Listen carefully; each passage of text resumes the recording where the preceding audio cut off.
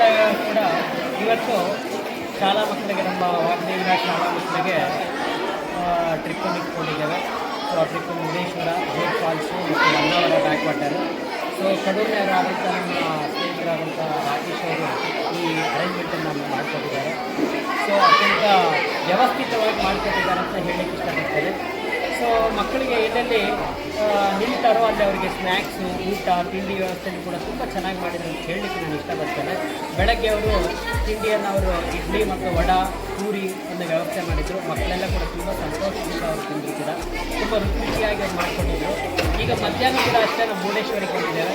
ಮುರುಡೇಶ್ವರದಲ್ಲಿ ನಾವು ಬೀಚಲ್ಲಿ ಆಟ ಆಡಿಕೊಂಡು ಮಕ್ಕಳು ಫ್ರೆಶಪ್ ಆಗಿ ಊಟಕ್ಕೆ ಬಂದಿದ್ದಾರೆ. ಊಟನೂ ಕೂಡ ಅವರು ಬಿಸಿಯಾಗಿ ಅನ್ನ ಸಾಂಬಾರು ಮತ್ತು ನೂಡಲ್ಸು, ಆಮೇಲೆ ಜಾಮೂನು ಎಲ್ಲದೂ ಕೂಡ ಮಾಡಿದ್ದಾರೆ. ನೀವೆಲ್ಲ ನೋಡ್ತಾ ಇದ್ದೀವಿ, ಮಕ್ಕಳು ಎಷ್ಟು ಖುಷಿಯಾಗಿ ರುಚಿಯಾದ ಆಹಾರವನ್ನು ಸೇವನೆ ಮಾಡ್ತಾ ಇದ್ದಾರೆ.